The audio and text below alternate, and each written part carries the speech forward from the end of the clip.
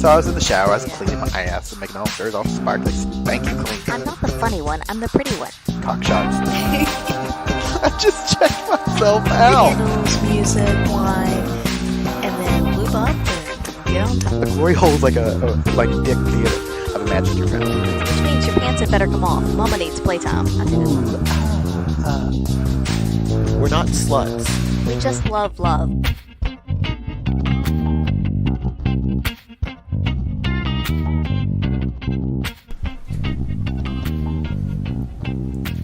Hello, everyone. This is Mrs. Atom. And this is Bradford. Ugh, I always forget. I never know which one we're going to do. Real name, not real name, I don't know. Yeah, I know, right? Isn't it great? Yeah. But yeah, so welcome back to another episode of By the By. We are not alone today. It's like we're on a ghost hunt. I know. We're not we can hear them laughing. If you're there, spirits, can you hear us? Knock. Sorry, I've been watching too many ghost hunter videos on YouTube. Yeah, we've been watching a lot of ghost hunter videos on YouTube this weekend. So we are joined today with the lovely Bree and the dashing Diego. Ooh, I made an alliteration. Wow, that was good. The beautiful Bree and dashing Diego. There you go. There we go.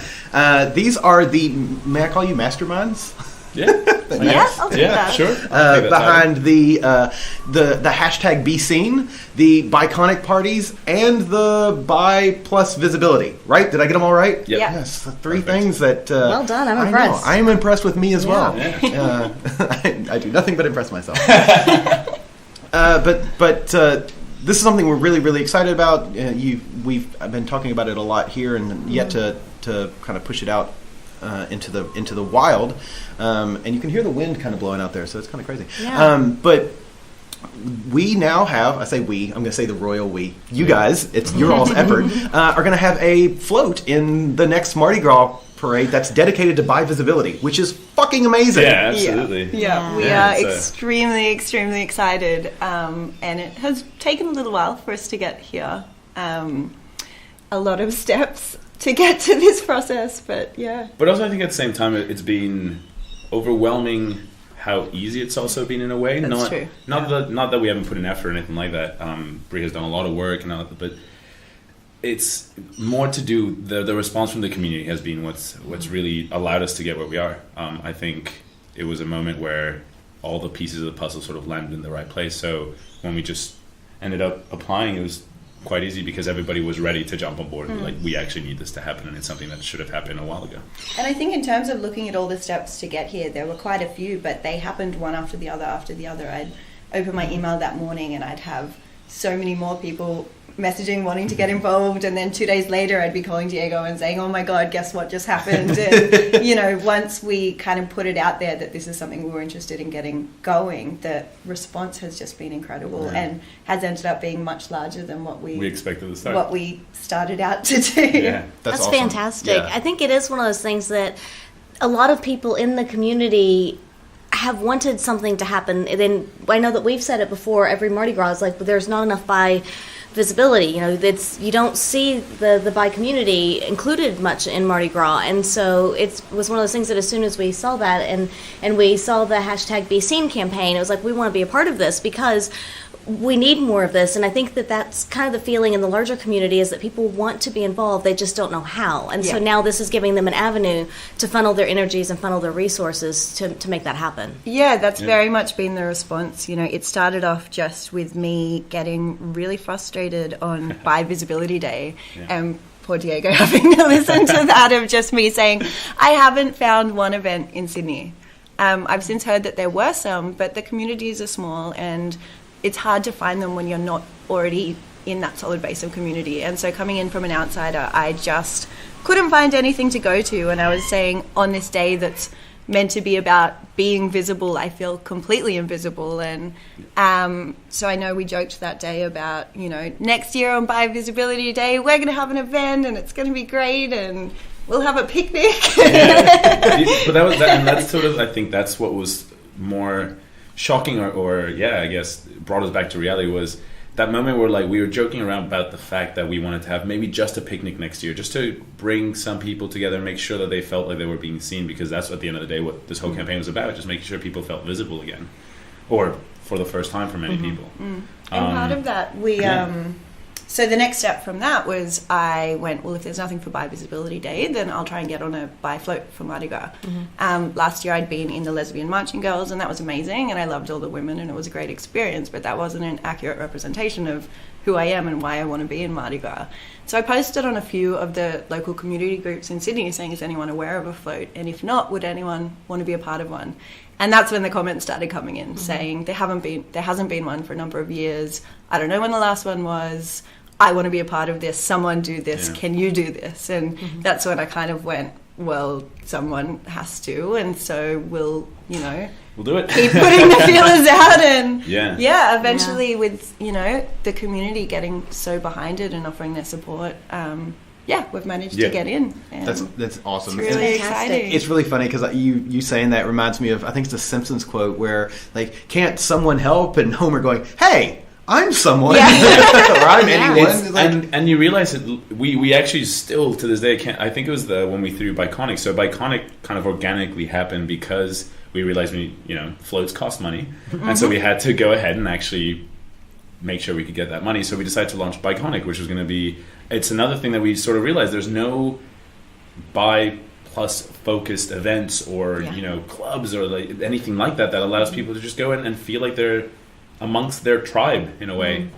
And all these great folks are all just kind of feeling left out in a way, and they can go to the Oxford Street here in Sydney, or they can go to their events and stuff, but it's nothing that connects directly with them. And so I think it was until we were at Biconic and we kind of were sitting there and we started this from a phone, from a single phone, sitting at, we had a beer and we discussed how we could do this and strategies around it and all this, and it kind of just, we're like, how did it all end up at this huge thing where 200 people showed up or 250 people showed up, and when you look at it, it honestly is a lot of the volunteers and the help we've had is just being incredibly. And I mean, the reason that party happened when it did was part of our Be Seen campaign, which we can talk a little bit more about later. There's a regular queer party in this space that we eventually did Biconic at, and I went and just created a little Be Seen corner because I wanted to encourage people there to be taking Be Seen selfies. And so, like a lot of our networking has been, it's been me drunk at a pub lecturing people why they should take a Be Seen selfie and why it's the greatest campaign ever. And then from that particular establishment got such a good response from the crowd that they went, hang on a second, the people want this, we should get behind this. And then we got the message saying, do you want to do a party? It's going to be in 2 weeks. That's amazing. Can you pull it together? Yeah. And of course we went, I guess we can. It honestly has been that, the opportunities present themselves and you have to kind of run with them.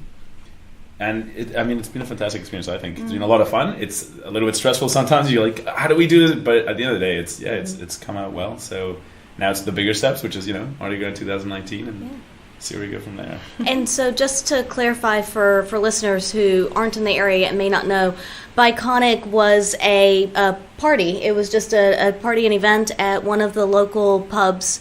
In one of their spaces. I guess it becomes more nightclubby and whatnot later at night. It's also an iconic club. Isn't this the place where Priscilla, Queen of the Desert starts? It was at the Imperial in Erskineville. Yeah. Yep, and so, but it was, Biconic was the party that was meant to bring people from the Bi community and Bi supporters, just to kind of bring everybody together, give them a chance to meet each other and enjoy themselves and just have a good time, have some drinks, dance a little bit, and it was a great fundraiser for the float for Mardi Gras. Yeah, we got, I think, in my mind, I wanted to make $300 because that was the amount that we needed to pay for our pay the entry fee. That was our biggest worry. Can we cover the entry fee? We got $1,491. Yep. Which is fantastic. That's fucking amazing. Almost $1,500 purely off donations. So no ticket sales, just at the entry. raffle and entry fee. And I don't think I've told you guys this, but we messaged the second prize winner earlier this week, and I said, we can mail you your prize, or I can meet up in person if you're a local. She said, I actually travelled all the way from Yass to come here, which is 3 hours away. Wow. Holy jeez, that's amazing. And that's when we went, okay, this means something to people. Yeah. And that, was one of those moments where I just sit back and go, okay, wow, this is cool. Yeah. And I think it is difficult to have that... So you're caught between two worlds sometimes, right? Because you're doing Bi plus visibility some days, and it's like really heavy conversations about how we need to bring up national agendas about mental health and how to make it more inclusive and all this. And then you're also throwing these events which are celebrating the bi plus community in such a great way. And so, sometimes you get these messages and it kind of brings you back, and it's always been about making sure that people can be seen. But sometimes I think when you get a message like that, where you're like, even if it's that one person you've managed to help and make feel like they're more accepted, they're more seen, they're more like the society accepts them in any way, that's it. We're happy with that. That's what it's all about, really. We understand completely. That's what we've always said, is that, if you can help one person, it ends up being a ripple effect. And to quote Spider-Man, Aunt May, if you can help one person, you help every person. Yeah. And it's very true, yeah. Yeah. And I think that's something that is a great attitude to have, because I think, I know for me, and I think Angela sometimes as well, we have that misconception that we have to make broad strokes. You have to do these big things to help change the world. Yeah. And in fact, as long as you change one person's world, you're changing the world. It's just the world through their eyes. And I think that's what's so important. And it's such an exciting thing to be part of. I think the way that rings truest for me is actually at the very start of our BiTeen campaign. So for anyone who hasn't followed that, it's pretty much a media campaign to get people to post a picture of them saying, I'm ready to be seen, or I want to be seen, or I see you. So it's about showing your support or acceptance or pride for bisexual people, bisexual plus people. The first day that we started this, we managed to get a lot of photos up, and we started to get a really good response. And I actually received a message in our inbox from somebody who said, had I not have seen this, I would have ended my life. And we caught them in the crux of that moment, where they had just come out and they were having a really horrible time with that. And this person, after saying that, I have seen commenting on so many of the pictures and saying, I'm so proud of you, and all of these sorts of things. And that was my moment where I think I said to Diego, we could stop now and I would be happy like that. And that was the first day it started. And since then, there's been so many more stories like that coming through, and even more wider conversations of, my mother's a religious person, and she was like, people were asking about you at her church, and then she ended up having this whole conversation with them about bisexuality and explaining it, and they were all kind of having this conversation that was actually quite accepting and positive. And I kind of stepped back and went, oh wow, that's like such an interesting thing to have come out of this. And I think the spin-off of this sort of stuff, my OzTag team, the captain said, oh Brie, we should put BiTeen armbands on our arms, that would be a really cool way to include this. And it's like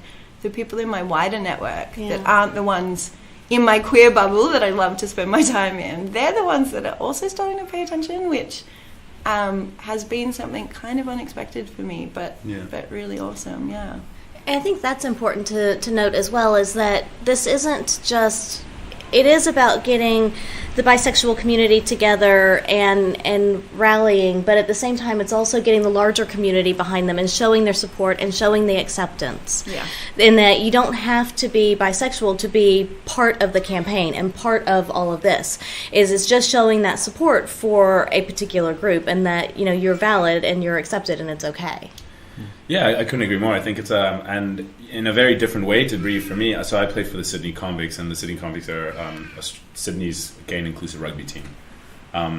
So I've always been very involved with the community in my way, but I think it's until I started to realize, when I started getting more and more involved with this, and then started this whole thing with Brie, that there's so many more levels to people and how they feel and how they identify with their own sexual orientation, and even the like I said, like the tribe they've selected. And even now within the convicts, we said before, there's guys that come forward like, look, I'm gay, I identify as somebody that's gay, but at the same time I've never felt 100% comfortable in that space. This is more where I want to be, and it's I think it's shown me also a lot, it's taught me a lot about not just my friends, but also I guess my own perceptions of inclusivity within the community, and how much lack there can be of sort of like, I guess, inclusivity between people within the community, which is I'd never really sort of reflected on that until I started seeing it, firsthand. And I think a lot of people don't realize that they're wanting that either. So I think another example, speaking about Mum again, she has two close friends that recently got married, two women, and they were talking about going in Mardi Gras together, and one of them was kind of a little bit hesitant because she had been married to a male before and kind of didn't know that she would feel comfortable within a lesbian identifying float, and then Mum just happened to tell her about what we were doing, and she just went, oh my God, that's what I am. I think I'm bisexual. And it wasn't, you know, Moment, it wasn't something that she'd openly said, or, you know, she was just living her life in her own experience. And now, you know, she's going to be marching with my mum in our float, and that's fantastic. Really lovely. And That I is think awesome. I think there's quite a lot of people that, you know, haven't necessarily wanted to put a label on themselves, but when they've kind of heard that community's there, they've gone, oh, actually, I think that might be my people. Exactly. Yeah. And sometimes you don't even know that's an option either. Yeah. Right. Yeah, Definitely. because I know for us growing up, it was always there are two options. You're either straight or you're gay, and that's it. And I didn't know that there was any other option, that there was something in the middle, until I was in my 20s. I mean, it was a long time. Before I ever knew that there could be something else. And so I think for a lot of people, it may be, you know, maybe you don't want to label yourself, maybe you don't know how to label yourself, but you also, it's hard to do so if you don't know what the options are as well. Absolutely. And I think also when that label itself can face a bit of discrimination or stigma, you know, I've experienced that myself with women kind of saying, oh, you're bisexual, I don't want to date you, you're just going to go back to a man. Or, you know, I think for a lot of men who are in that process of coming out, it will be, oh, you're just gay, you're just in that process now. And all of that coming from within the community may make you veer away from those labels as well. And until you kind of know that there is an accepting community waiting for you and willing to, welcome you with opening arms, then you may be less likely to want to identify in that way. For sure. Yeah, absolutely. And it's funny because, you know, we all go through life thinking that our story, we're our own heroes in our own stories. And so, you know, you think that you're the only one that's hearing and experiencing that. But I think in the past few months, 3 or 4 months specifically, we've heard other women say exactly the same thing. You know, they're bisexual women. Lesbian women wouldn't date them because, and I quote, you're just going to go back to a man. And it's so interesting because for me, that had never even kind of popped into my mind. Mm-hmm. Never. And I know Angela had experienced it, and I thought, well, that's weird. That's a one-off. And then now I think you're the third or fourth lady that we've heard in the past 3 months that has said almost that exact same phrase or the same story experience. Mm-hmm. And it's just sort of like, it's wow, it's shocking, and it's depressing and upsetting, and Yeah, but I think in the same token, you know, I've been out in bars and, you know, been dancing with women, and then we've ended up making out, and they've looked at me and gone, oh my God, I'm straight, and totally freaked out. And there is that level of like, their discomfort with what has happened makes you feel not nice. Yeah. And so I think, you know, as someone who may identify as lesbian, who associates maybe those situations with bisexuality, and haven't met people who are proud of their bisexuality and ready to accept that, or ready to engage in that conversation, it could almost be a bit of that kind of protecting yourself, because I know it doesn't feel nice when you're in that situation. So by no means defending people that, you know, are particularly biphobic, but I think sexuality just involves so many conversations that not everyone's comfortable having. Yeah, that's a great point, because, you know, you talked about what you've described as somebody's own maybe self-biphobia, and then it sort of rubs off on you because you're in that area, or you might have had something happen with them. And I know I've experienced that same thing, where, you know, somebody's their own sort of internalized biphobia. Yeah. And you're right, it feels like shit when they say, well, I didn't want to play with you. Oh, we've got the wind is now knocking our stuff over. I'll go fix that. Wizard of Oz. Crazy. Okay, where was I? Where somebody's, you know, own internalized biphobia rubs off on you, and it makes you feel like shit. And it's just like, wow, okay. And it's amazing how that can happen. How somebody else's, the way they're internalizing it, can sort of spread over into you. Yeah, and I mean, and I think we've had this conversation a few times where, to me, it's always been about education. It's what I always tout, right? Like, I mean, you just said it, you didn't know that it was an option until in your 20s, and it's really when you have those conversations and you actually engage with people, like, hey, this is actually something, and it's fine. And like you said, so many conversations are related to and can be influenced by your own perception, view, or I guess paradigms of what sexual orientation is, and it's so tightly tied with other things that it can be quite daunting to people to sort of have to experience these things and not be educated in them, because all of a sudden you get all these flood of emotions and you're not sure how you feel and you're in a situation, and like you said, the biphobia can come because you're just so scared of challenging these paradigms because you've been taught for so long either that it's wrong or you don't even know it's a thing. Yeah, and I think, a good example of those women that suddenly look at you and go, oh, I'm straight, and you think, are you though? And maybe they're straight because they don't know there's other options. And that's where this whole bi-visibility thing comes in. If that person, they may be going, there's two options, like you said, that we both at some point thought and didn't realize that there was some level in between, and may have been really confronted because they think, okay, maybe that means that I'm this other option, but really there's a variety of in between. And I think through doing this visibility and even having parties like BiConic where people like that can go to and go, like majority of people in this room are bisexual, must be a legit thing. It's funny too. I think they also go in and go, whoa, these people look like every other people. Yeah. These people look like my people. I might be these people. My favorite thing that a conversation that Diego and I had after BiConic was the bisexual crowd can bring everyone in because the bisexual men can bring in the gay men and women, and then the bisexual women can bring in lesbians and then also straight men, and then so we've kind of got this crossover where we were kind of like, hang on, all of the sexualities can come and hook up here and meet someone. And what did I think Diego called them? The mediators of the sexual orientation. We were the peacekeepers. I was saying I was Switzerland. It's but it is, we were walking around this party, and it was first of all, we had obviously, as I think at least I'm a bit of a pessimist when it comes to organizing stuff, just to make sure I don't set up my expectations too high. Remember we had chat before BiConic. I think you were in a rush, and then we're sitting down. We're like, all right, look, we probably expect 100 people to show up max, and that's because we're at an iconic venue. All this and all this. Even one of the people that helped us out was like, look, guys, don't be freaked out if nobody's here before 11. Yeah, he was really perfect. Like, if there's no one here before 11, I don't want you He's like, worried. It's fine, don't worry about it. It's an experienced event plan. I was like, you know what? He's right. Fine.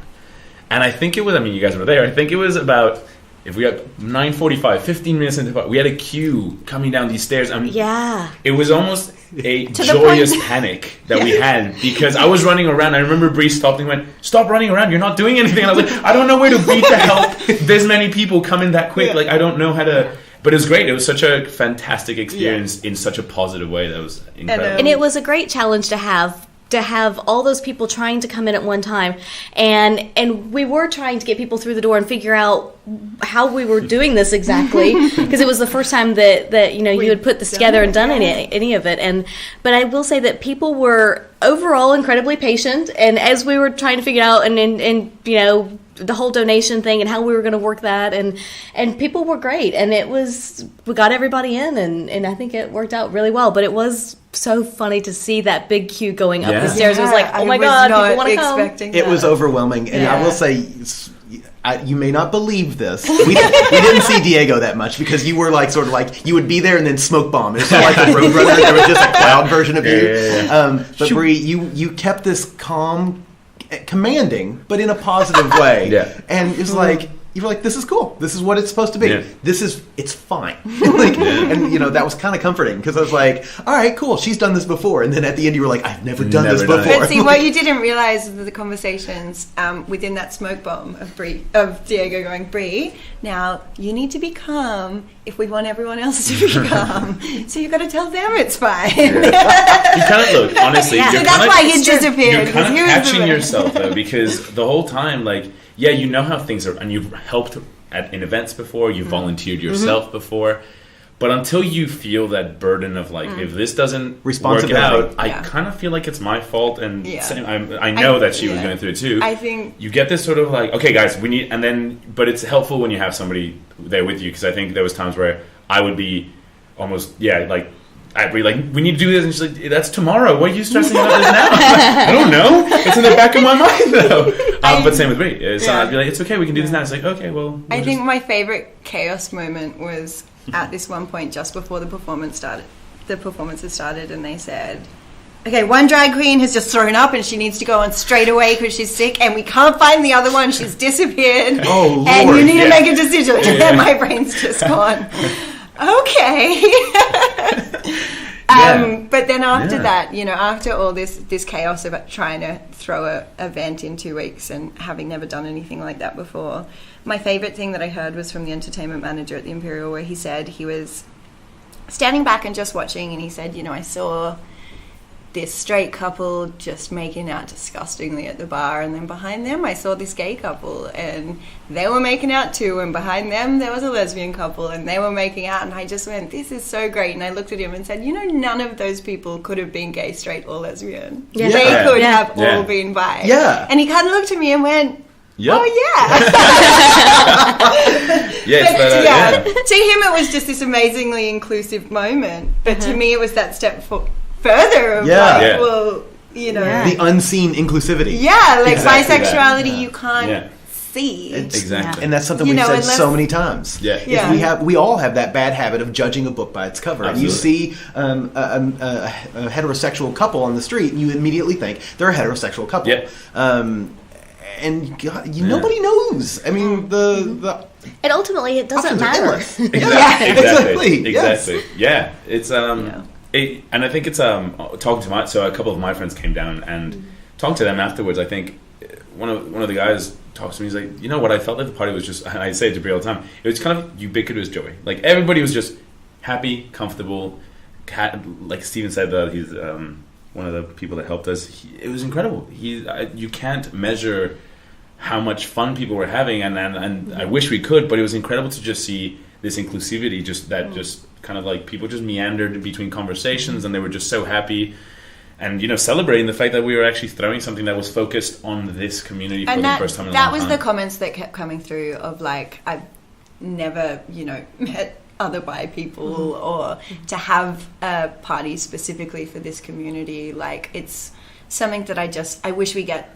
I hope that we one day get to the point where this is just a regular thing in all of the cities, and you know, we don't need to be having these conversations, but in the meantime I think it's been really exciting to get to be a part of that, and meet so many awesome people that have helped along the way, like you guys that stood at that door for 5 hours and demanded donations. I will say that pushed me so far out of my comfort zone. I do not like asking for money, and it's just like I always feel guilty asking people for money. But when I'm asking for somebody else, you know, like if I'm asking for you, I'm like, fuck yeah, like we need money. It was amazing. People trying to push past you and saying, well, I don't have money, and you just look at them and go, ATM upstairs. But that's after I came up and said, do not let entry by donation. But it was interesting because most people want to help. And it's just, you know, they may not have known how before or where, but most people do want to help. And it was amazing, the donations that were given, because it was entry by donation and there was no set amount that was dictated. And so some people it might be a gold coin, some people it was $20. It was just anything and everything. And I think that was what was just amazing, was it was just whatever they had. There was one lady, and I don't know who you are out there, nice young lady, but she was by herself, and she comes up, and I said, oh, it's entry by donation. She goes, I know. And she pulled out a $50 bill and dropped it in there, and I went, it was probably one of those like double takes at the jar, and I looked at her and my eyes were gigantic, and I was like, thank you. She just kind of laughed and shook her head and walked past me. I think we also the next day, so for those who have never thrown an event, I had never done this, you have to go clean up the next day. Had no idea. At the night, the guys like, so when are you guys coming back to clean up? I was like, what? Aren't there people that do that? Yeah, those people are you, buddy. Yeah, it's like, all right, sweet. So we go in and start cleaning up, and we're all sitting there, and they bring down the money jar because we left it there, you know, for safety. And I start counting, and at first I was sort of like not really paying attention to counting because I was talking to Bree. We're counting money, and then all of a sudden we had all the money counted, and I tell Bree, like, we've actually raised like almost $1,500, and I think Bree was like, oh, and she just stopped, like dropped what she was doing. She's like, wait, how much? I was like, no, I don't know if I miscounted, but I am 99% certain that it came down to $14.91, and it was incredible. Like such a weird, amazing just moment where we're like, this is by donation too. Like these are people that were willing to give their money for a cause that we thought was going to raise less than $300 than we were worried about first. And that's a community that cares and wants to see more stuff happening. And is so excited about a Mardi Gras float that year when we set it on stage. It was amazing.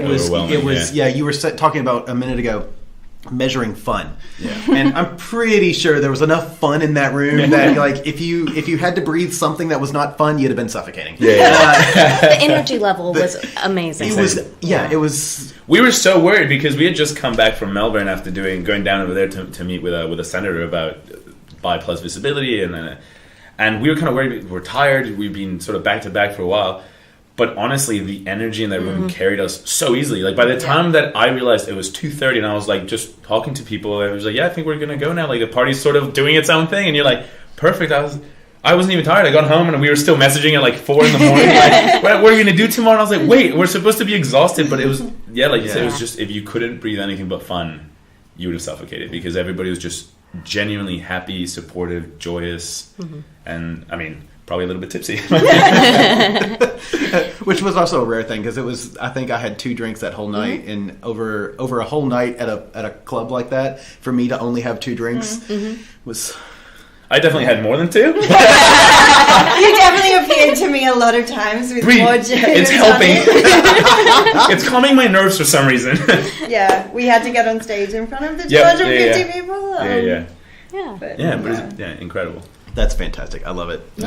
Let's take a quick break here, and then we'll come back and we'll talk some more. All right.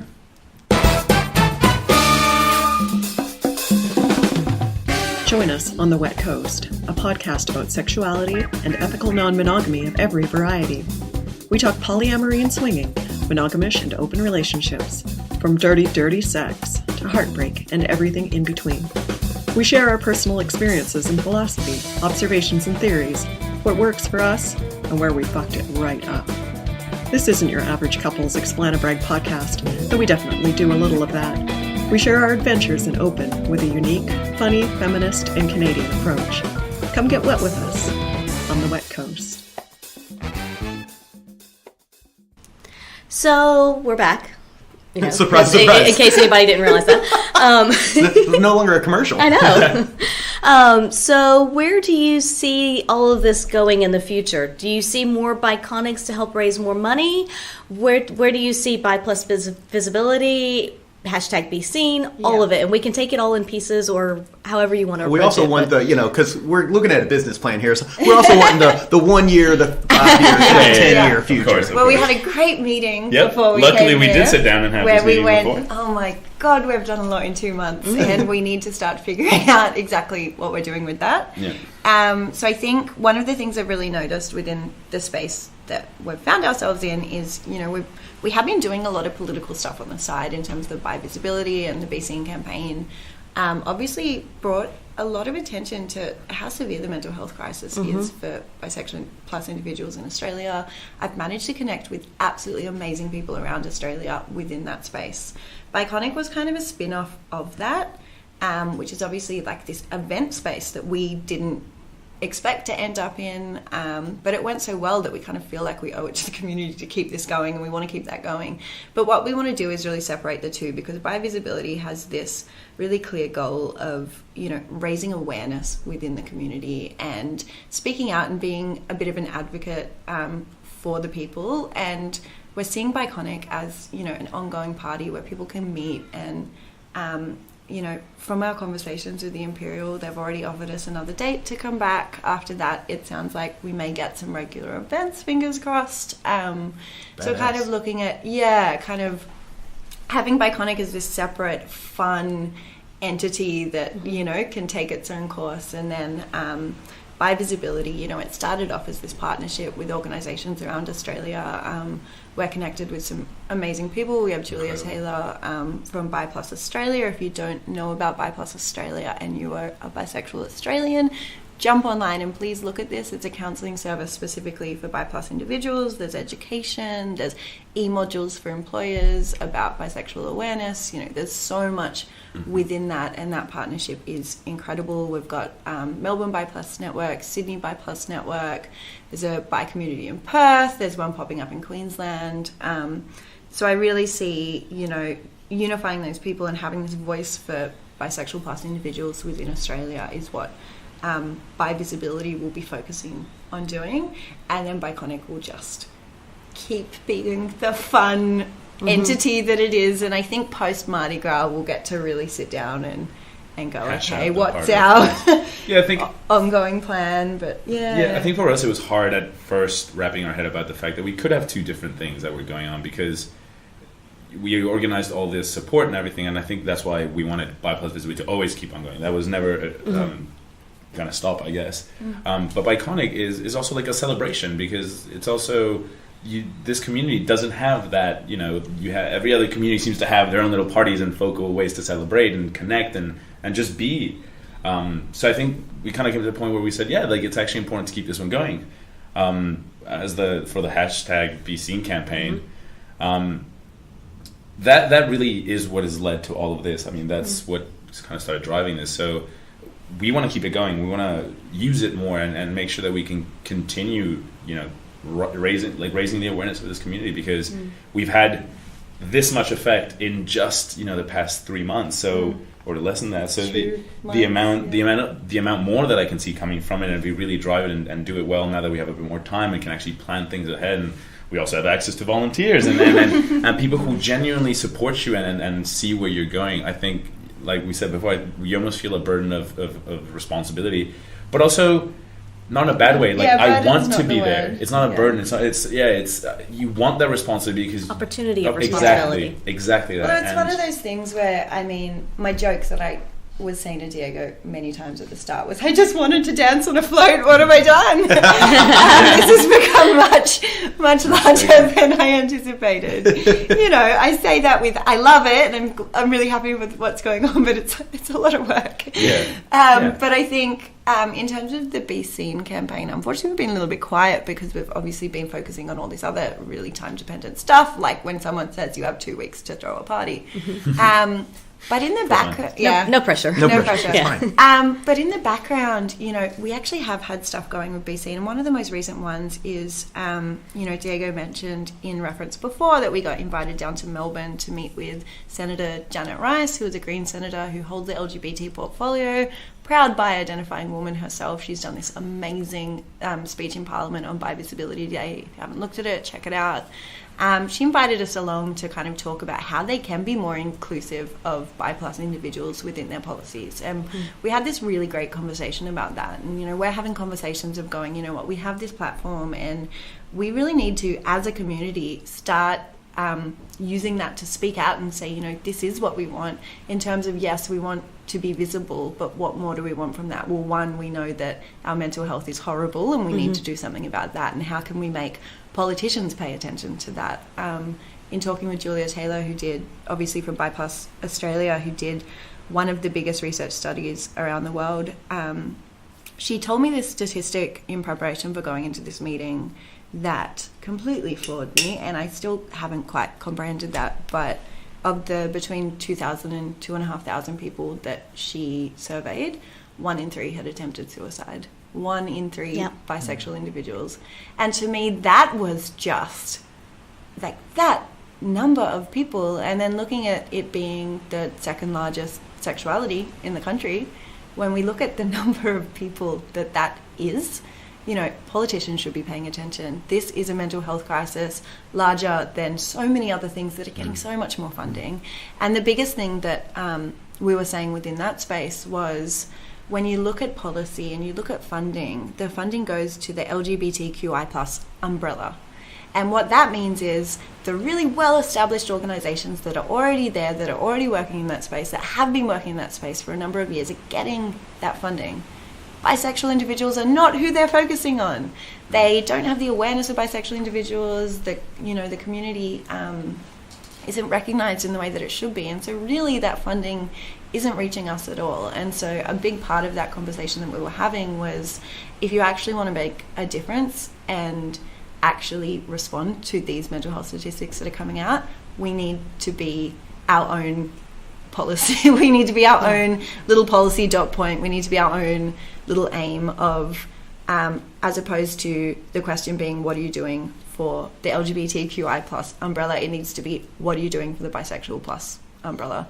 Because we have separate needs, we have separate mental health statistics, which are really, really bad. Yeah. And It's shocking. What we're wanting to do with Be Seen is really draw attention to that, and, you know, making it obviously still having that, you know, pride of bisexuality, but that I want to be seen is also, I want to be seen at a political level, and I want to be seen for what my community is facing. And so I think as Bi Visibility, along with its partnered organisations, move forward, that's where we want to be moving forward. So while Biconic can stay its separate entity of celebration and happiness, and we can all meet each other, in terms of Bi Visibility, I'm really hoping that not only can we raise awareness for the fact that we exist, we want to raise awareness for the fact that we exist and we're having a really hard time and we need support within that space. So yeah, we'll see where we go with this, but big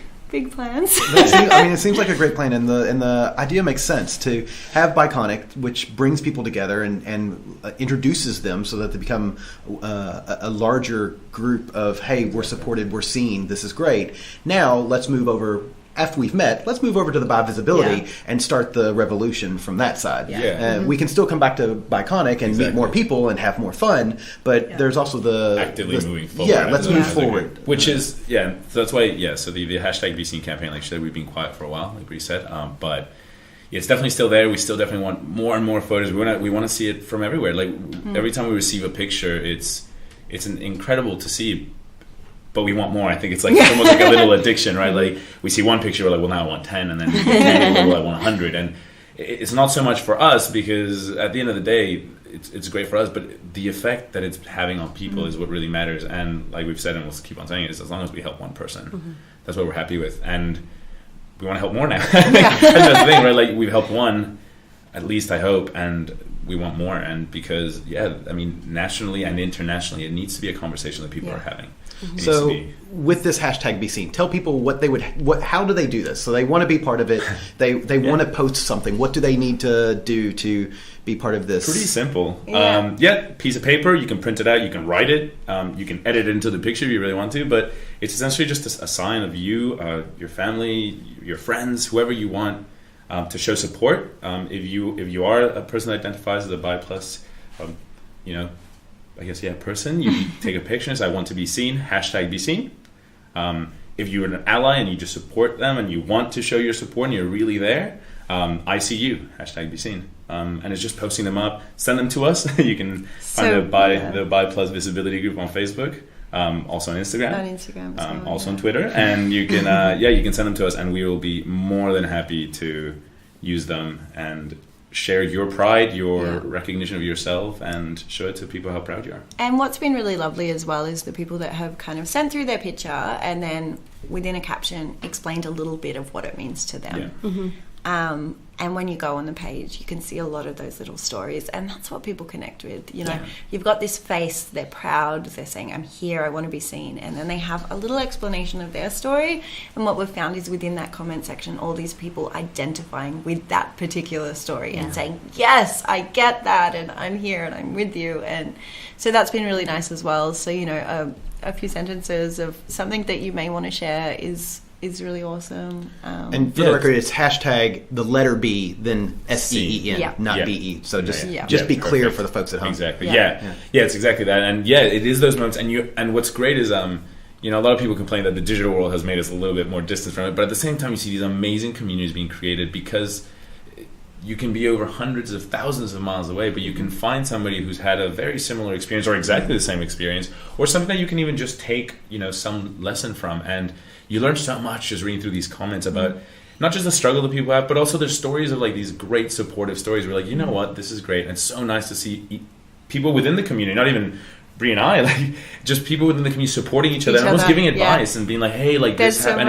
It's so nice and so wholesome in a really nice way. There's some really key people that we've noticed popping up that Mm-hmm. often are the ones providing that support. And, you know, we get a new photo up and there's a few people that always come up and say, you know, we welcome you. And what we found is often the people in those situations are the one from, you know, a rural community that may not know many bi individuals, and that's their space where not only do they get to go up and say I'm proud, but them being able to offer that to support to someone else, I think is quite meaningful. And I think that's where, you know, what Diego was saying of digital culture can make us feel removed. Well, within something like this, unfortunately, bisexuality and the fact that people often don't use that label or aren't particularly open about it, it can be hard to find other people that identify in that way. And I think, you know, I think of myself in my own coming out journey, which was not the greatest.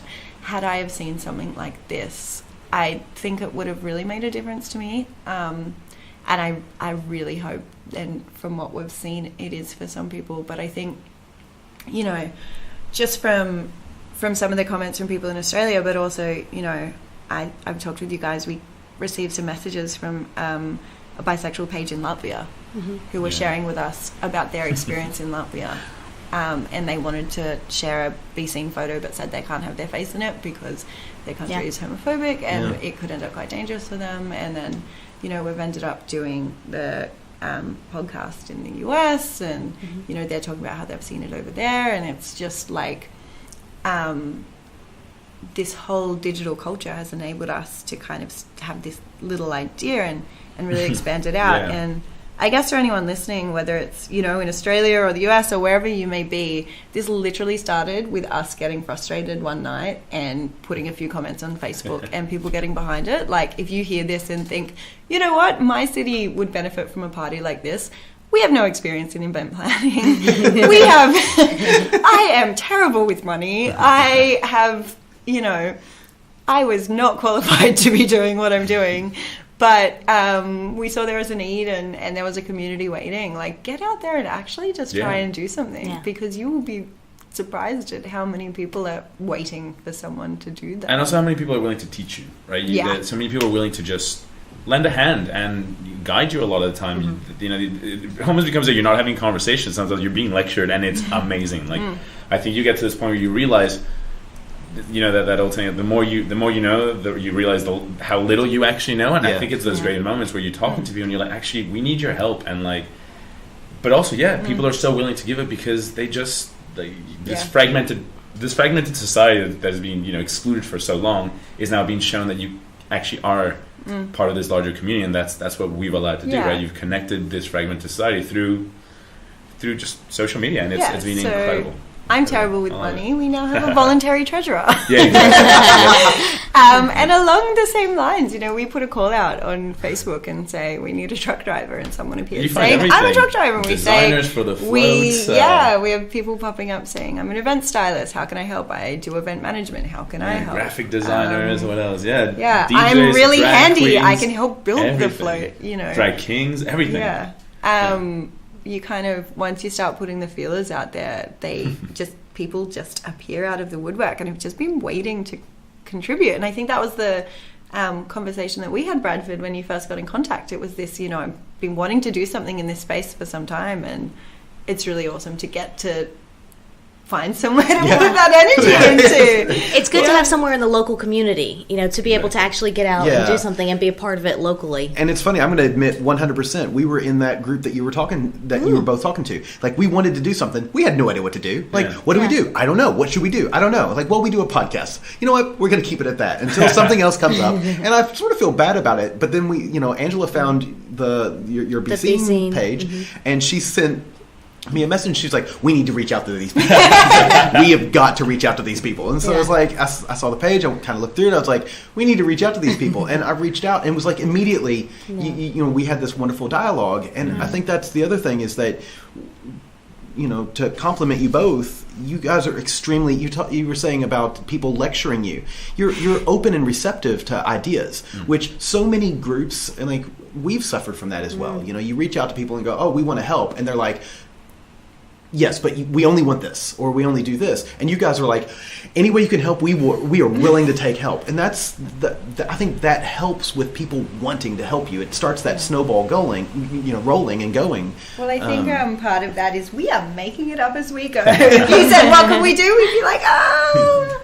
Yeah. But yeah, it's literally the way we got where we are was just opportunity on opportunity of people reaching out. Mm-hmm. We joked a bit about strategic planning, and I sat back and said, I can't strategically plan that the Imperial's going to offer me a party in 2 weeks. Like, I don't know that's coming. Yeah. And it's been a lot of just, sitting back and going, what volunteers do we have? What ideas do they have? What establishments do we have? What opportunities are coming forward? And now the momentum's gotten so large, I've unfortunately had to sit back and go, okay, now we actually need to plan, I guess. Unfortunately. It's a good problem to have. That's a good... It makes it a whole lot more serious sometimes. Yeah. Some of the conversations we have, I just am like, how did we're looking at what business structure we want, and I'm like, how did we get to this point? In 2 months. Yeah. That's an amazing thing. But again, it just shows you that there was a niche. Exactly. And it needed to be filled,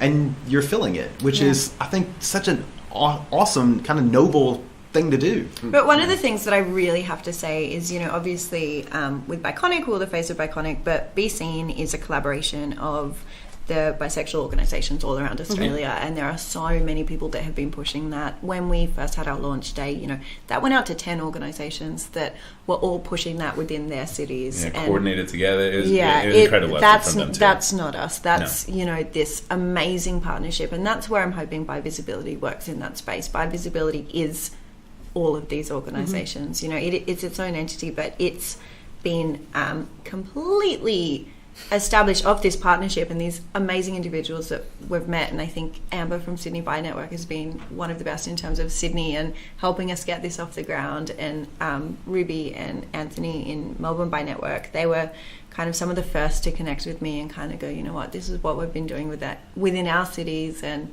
have kind of used their platforms to really be getting this up and going. And so while it's nice to kind of sit here and laugh about all the stuff we've been doing, it's a much bigger space than us too, and something that Australia's in a really unique position right now to have in almost every state and territory a structured organisation working within this space. And then of course to have Julia from Bi Plus Australia to be having this recognised mental health service for Bi Plus Australians. This is all in the last year. Like, quite a few of these organisations have only been around within the last year, and so I think what we're seeing is we had that very frustrated conversation on Bi Visibility Day at the right time. So we popped up as everyone else is getting that frustration, and everyone else is starting to take action. And I read an article that Ruby from Melbourne Bi Network shared last week, which was that 2019 is going to be 20BiTeen. I saw that. 2018 was 20GayTeen. It is our time. But I feel it, and it's reflected within pop culture. We've got the Netflix show The Bisexual that has come out. We've got Courtney Act doing The Bi Life. This isn't just happening within Australia. This isn't just happening within Sydney. The conversation is happening on a much wider scale. And I think it's through having shows like that and having those conversations happening that make people like us step out and go, well, maybe it would be well received. Yeah. Possibly people will like this. And going back to the learning thing, also, it's incredible how much we've actually learned from these other partnered organizations over quick conversations. They'll just, the way that they just say things, and you're like, oh, we have to start doing things like they're doing because we're not at the same level right now, but we need to catch up quick. And it's been, I think it's like we said, it's the combined effort, but more than anything, it's been incredible how well that effort has come, and Bi Visibility is now potentially, like you said, Australia's at a place where we could only not have a Bi Plus organization in every state, but you could have a nationally combined agenda that could be pushed and actually make some really big steps, hopefully, and we have politicians paying attention. We have politicians saying, come and meet with us. We want to hear what you have to say. And I think that's what we want to leverage off, and that's what we're hoping Yeah. to get BiTeen. And we should not be. Doing. I mean, we love that we're meeting politicians, but I think it was when we got told. I was sitting there and I go, Brie, how do you talk to a senator? Like, what do you say when you first see them? Like, Madam, Mayor, and Lord? What do you? I don't know what the rules are. Your Highness. I just think senator. I was like, I think so. I was, all these weird moments, I definitely right? messaged a lot of the other organizations and said, "You guys do this. I don't know what to do. I'm out of my Help depth." me, And they please. said, "You're a citizen, and you're not a citizen." No, I'm Sorry. You're the only Australian citizen at this table, and there's 4 of us. We're working on it. We're trying so hard. And she was saying anyone can go and talk. They represent the people, and they want to hear what the people have to say, and you have just as much right as anyone. And It was incredible to actually sit there with Julia and hear how incredibly supportive they wanted to be, and their aides too. talking logistically in terms Yeah. of what they could look at themselves doing, and looking at the way the policy could be changed and things. Which is like incredible, that. right? You're sitting there discussing government policy with a senator, and you're like, It's like quietly to say, like, are we meant to be here? Is everybody sure they know who we are? But it's great that those conversations imposter are. Yeah. But it's good that those conversations are happening, and that the politicians are taking note and looking to see what can be done. And I think it's a really good time to be a part of it, and it's good that we have people like you to speak for us and to speak to them and to help lead that. Yeah. And I think, honestly, I couldn't pick 2 better people to. I mean, you guys, again, you are well put together. You present well, meaning that you're concise, you're clear, and you're not 2 bumbling Americans. But it's something that we always say, or we will often say, somebody needs to pick up the flag and do something. Somebody needs to lead the charge. Somebody. And that's so rarely do we look inwardly and go, I'm somebody. Yeah. But you guys did that, and you said, hey, I'm somebody, and you weren't afraid to fail. And I think that's one of those things as well. And maybe you were afraid to fail, but you fucking did it. I think we were very good at keeping the other one off. Like, no, don't worry, we'll be fine. And then you go home and you're like, no, this is not going to work. Other one call you like, I'm so excited. You're like, oh my God, this is what I needed right now, please. We're both very convincing people, and we could convince the other one that, like, it's fine. The house is burning out. You're like, don't worry, just look at me. It might burn down, but then we'll have a bunch of ash to play with, so we'll be fine. I think, like, I have to go back and say, this literally started from a comment that I put on a local queer group and said, is there a float? Would anyone want to be a part of it? And the woman that started that, so we're talking about Heaps Gay, and they're amazing, and we love them, and Kat Dopper from Heaps Gay is just the most amazing person ever, and she commented and said, why don't you just start it? Like, we'll support you. Such a simple sort of like push off the cliff. Yeah. Why don't you just do it? You're like, huh?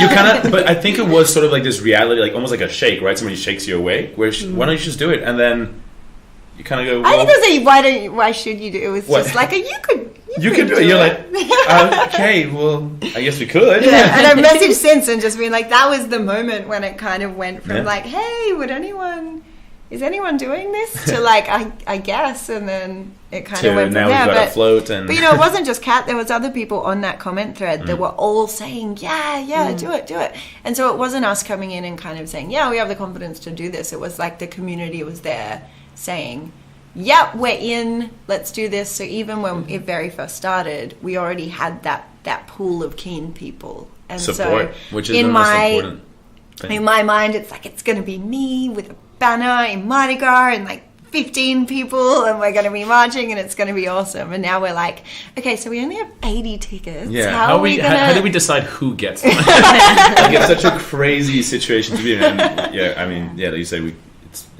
couldn't be more thankful, I guess, to be in this situation where now we have to decide who gets tickets, and like, oh, how many tickets do we need to put apart for all these great people that are also coming down? It's a little bit crazy where we've ended up, but amazing at the same time. Don't worry, we only charge you 2 tickets for the podcast. I'm kidding. So people out, I know that people are listening to the podcast and they want to help. Mm-hmm. So how can people help from the U.S., we've got listeners in the UK and of course Australia, all of Europe, Asia. How can people help from way over there, help you guys in your Well, I think number one is get behind the Be Seen campaign. Yep. This is not something that needs to be Australia only. It is something that we started to see moving internationally. But I think if you can be getting this going in your city and posting your own Be Seen selfies and sharing it with your friends and family and your Facebook and whoever may be within that network, get behind that. Follow our pages. And really, if you want to start something else in your city, we are more than happy to give you the very little advice that may be able to give you. We'll sort of be like, look, that's a very good question. I don't know how to answer it. I'll find somebody that can answer it for you, and then I'll give you the answer. If they want to help financially, we're thinking of setting up a Chuffed. It's a great platform that allows us to raise funds. I'm sure we'll hash out the details. We're still in the midst of, again, we're just catching up. I think we're still catching our breath after all this happening. But it's sort of like a PayPal account, but it's for social causes and all that. So we'll definitely give you details how that comes out. And once you get that, we'll go ahead and post that around. Yeah, so that everybody knows. Everybody's got it. Yeah. I think the main thing is just, what we're trying to do is increase visibility, and the way to do that is get people talking and get people sharing and get people connecting. And so ask that extra question every now and then, like you can post that extra picture. It's just, honestly, I think it's you underestimate how much of an effect something as simple as taking a selfie and putting it up, even on your page, and then just tag us in it, put the hashtag. We'll search Instagram now and then to find ones that might have not been sent directly to us. Sometimes you don't know the effect that can carry. Your one follower that is in the depths of your list that you might not know about could really see this as something they could reach out on and be like, hey, actually, I'm on the same boat. Let's connect on this, and it could really create a sense of community around you. Or you could end up getting your mum's church talking about bisexuality. You might be in a podcast 2 months later running a float in some Mardi Gras being like, hey, what's going on? So who is this person? Exactly. So so mainly post a selfie. Obviously we'll be putting Chuffed up at some point, which will definitely be going to the work that By Visibility is doing. But I mean, my request is go out there and try and start stuff yourself. You talked about all these different places that your listeners are in. Obviously, we're just this little spot in Sydney that has managed to get this going, and this was purely from... it's a big old world out there, and I think there's a lot of people that need it. And like Diego said, so much of this was done behind our phone. It wasn't until we were actually at the party that I looked around and said, actually, these are the people we've been talking to this whole time. And actually having them all in the same room kind of really made it real for me. But it shows the power that you have through Facebook. Get posting. Start a little group within your city called whatever bisexual community. That sort of stuff has a really broad, long-term effect, long-reaching effect, because people can connect with that, and then you'll be surprised how much other people sort of inspire you in a way and make you want to do more and get more involved. So more than anything, just be proud and go out there and we believe in you. Yeah, exactly. I love it. Yeah. It's great to hear. We hear so many negative things about social media and Facebook. It's great to see it used for the power of good rather than evil. Yes. And you know what? I've only just realized now we've never had one negative comment on this. Yeah, we haven't had one troll. That's great. Great. Yeah. That is actually something I never realized. I just kind of sat back for a second and went, this has been nothing but positive. Not that we're inviting them, please. I know. Please don't come. Look, that's not like a challenge. I'll put the target on us as well. We've had a lot of articles written about us, and we've been very lucky in that the comments have always been positive. And we've had friends that have had articles written about them, and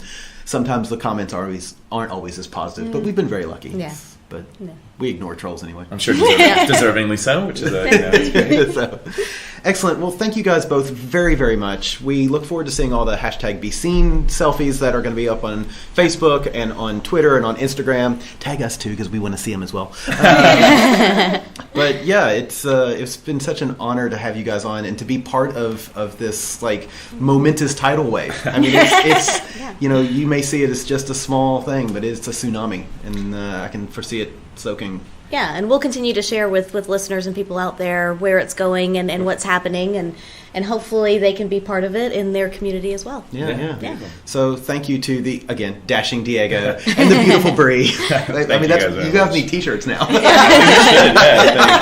And arrows pointing the opposite way. And then on the back, hashtag be seen. Exactly. But no, yeah, thank you guys also for having us on here. I think it's it's always a little bit overwhelming when somebody's like, yeah, you guys are doing this great thing. You're like, I mean, so are you guys. And I think that's the greatest part, that we're seeing this community coming together. So thank you so much for also having us. We've got to support each other. That's for damn sure. Yeah, absolutely. And your podcast, I wish I found it sooner, because when I started listening, I was like, on that By Visibility Day when I felt all alone, like, where was this? I wish that I had we this. were there. And we need to get some marketing. But yeah, not just thanks for having us on today, which has been incredible. Sure. Thank you for all the work you've been doing behind the scenes, and 5 hours of taking donations, and we've got and more winning at taking donations. We're happy to help, and we're ready to intimidate. I'm so intimidating. I would say I'm as strong as I look. Thanks. That's usually the response I get. It's just such a great comment to make. I was sitting here just so relaxed, like, it's fantastic. I'm as strong as I look. Yeah. All right. Well, thank you guys very much. And how do people find us? Oh, how do people find it? I should. Yeah. See, I already forgot us. So if you wanna reach out to Bree and Diego, not through their stuff, but definitely do it through their stuff. But you could also send your questions to us. We are at By the By Podcast on Instagram, on Twitter, on Facebook. You can go to www.bytheby.com.au. Support us through our Patreon page, www.patreon.com/bythebybpodcast. And I think that's everything. Oh, or you can email us. Always forget the emails. We are theatomsoflove@gmail.com. Thank you so much for listening. Yes, and we'll talk to you next week. Bye.